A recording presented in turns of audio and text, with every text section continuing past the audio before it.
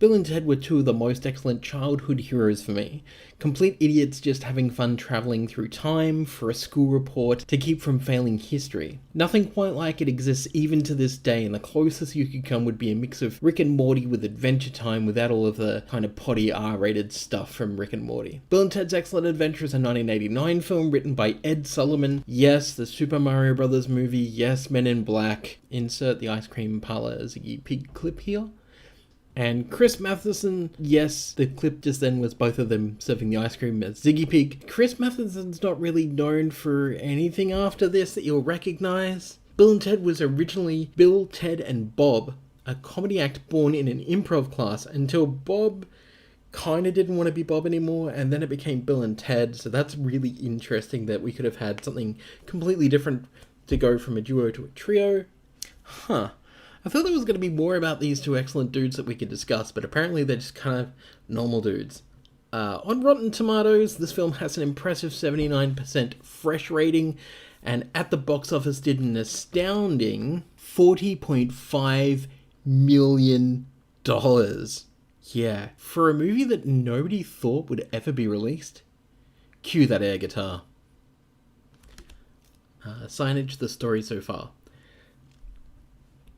This movie is set in 1988. Bill and Ted are slackers of the highest degree, and due to this, they're both about to majorly flunk history. Their history teacher advises them in no short order that they have to pass the history oral report with an A+, or they flunk history and high school.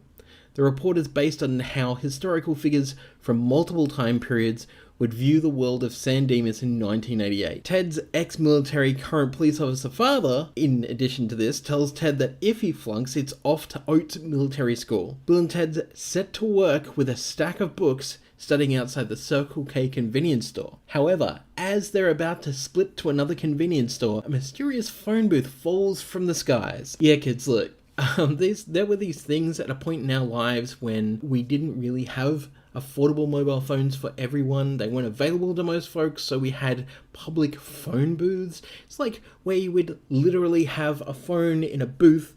You know what, just look it up on the internet. Out pops Rufus, a time traveler from the future, and then another booth with a future Bill and Ted, whom are here to lend Bill and Ted a little hand by way of giving them a time booth of their very own to navigate history and learn everything in order to pass history. But is that it? Or is there more to the story, as Bill and Ted would come to learn? As Rufus explains in the opening crawl, thanks to Bill and Ted, bowling averages are up, planet's water slides are more excellent than those on any other planet. More importantly though, eventually their music will help put an end to war and poverty. It will align the planets and bring them into universal life. However, on their trek through history, things don't go exactly according to plan, and after a mishap with Napoleon being dragged to San Dimas via the time stream from the time booth, this gives Bill a great idea to kidnap all of the figures from history, to take them for the report, pass the history oral exam, start their awesome band Wild Stallions, and be major rock stars. Title card, the characters. All the figures from history are hilarious in this movie. The casting is just absolutely fantastic. However, the standouts from this are Napoleon being a man baby who has a very short temper and is pretty much just a douchebag, and the duo of Socrates and Billy the Kid forging a very hilarious friendship with each other, to the point where they both call Sigmund Freud a geek. It's very hilarious. Title card, Rufus.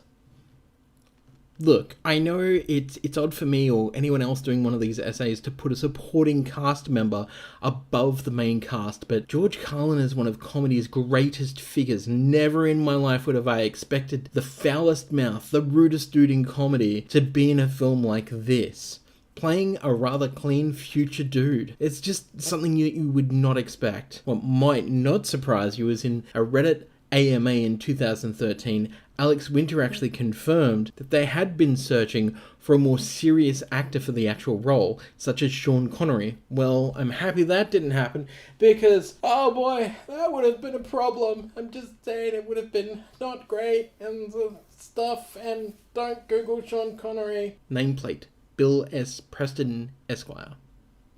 Alex Winters isn't a name in all households that everyone's going to know.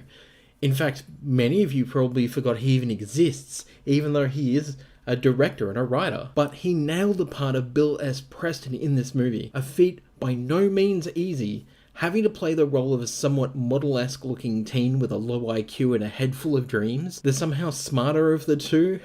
This just doesn't make sense. Alex is the comedy straight man in the duo, but without actually being the comedy straight man. I don't know how to actually put it in words, because his character really shouldn't work, because it's so very similar to Ted whilst still being separate enough that they're not the same character. But here we are. Title: Ted Theodore Logan. Keanu Reeves was the perfect casting for this particular role as Ted. This silly, overly exaggerated, almost stoner-like character, and let me be clear that these may come off as stoner-like characters, but they are. The writers have absolutely confirmed that neither of these characters are actually stoners. It was not only a perfect role for Keanu, but also Keanu's whoa from this movie can be seen in lots of later movies. I can't help but think that that's always been a callback to this movie that made him a massive star. Ted is basically the lovable goof and the dumber one in this movie. And to be honest, he has the best lines in the film and nails every single comedy beat like a pro. Especially given that he was only known at this point for serious dramas before Bill and Ted. Speaking of Ted, allegedly Pauly Shore was going to be playing the part of Ted at one point, but didn't pass the audition before Keanu Reeves was hired on in what a twisted world that would have been. Buddy? Title card: some problematic content. Alright, so it's the 80s and we gotta talk about the problematic content that doesn't hold up so well. In the medieval ages, Bill and Ted embrace after Bill thinks Ted has been killed, and afterwards they proclaim... Insert the fag clip here, which is disturbing, I'm sorry. Like the old no homo crap that people used to think was so funny, this is pure 80s right here. There's many films that contain these kinds of lines. And at the time, the vast majority of people thought it was funny. I mean, look, I love fart and dick jokes, but this just leaps across that line of funny versus offensive. Missy, I mean Mom, title card. Brackets, did she just sleep with everyone? Question mark. Bill's father is dating a lady who is pretty much the same age as Bill and Ted, and this is just so creepy, especially when Bill's dad kicks the boys out of Bill's room so he can... Well, it's implied that Dad and Missy are about to ride the bone train on Bill's bed. It's super gross, it's super problematic. Throughout the whole film, there is so many, and going back and watching this again, you'll notice that there is so many male figures in this movie that Missy...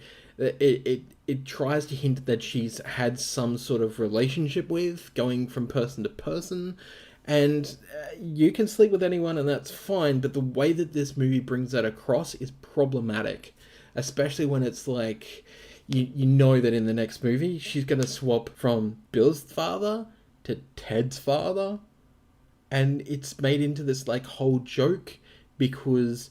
Apparently Ted at one point, or Bill at one point, asked Missy out to the prom. You're seeing where I'm going here, right? Like, she's basically a teenager, old enough to get married, apparently, but, that's a problem. In closing title.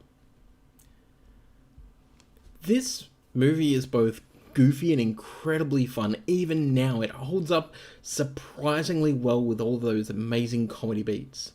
Bill and Ted are extremely positive throughout the whole film. You sort of forget the usual up and down trope of most movies where something bad happens and throws the movie off the rails. But in this movie, something like that does happen. But instead of long drawn out solution inspired portions, we get all of the cast chewing gum, spitting it into a massive ball and using that to fix the phone booth without any sad beats, without horrible long beats. It was just such a short little thing and everyone's still positive. There's not a point throughout this film where I don't feel that positive vibes are there. It's throughout the whole film. Considering that this film was apparently written on paper in 4 days? What? How? It's so good. How absolutely refreshing is this film in light of current films, where it's 100% positive 100% of the time, or at least 99%, let's be honest. But it doesn't let up. It just, the whole movie, you're just there to have fun, and it tells you this is stupid and you're here to have fun. And that's something that we've missed for such a long time. At the end of the day, Bill and Ted have taught us a lesson that we've long forgotten. We could all stand to party on, dudes, and be excellent to each other. Okay, well, that's it. That's it for Bill and Ted's excellent adventure, and I hope that you've really enjoyed this, and maybe leave some comments down below and let me know if there is another cult classic you want me to look into. I mean, I was thinking about The Crow because Brandon Lee and just, you know, his very first comic book movie and stuff, but that's because I really love The Crow, and you can't rain all the time, right? So, I don't know, give me some options. I'll look at anything. I'm not going to guarantee you it's going to come to fruition, but I'm certainly going to look at whatever you decide to post down below.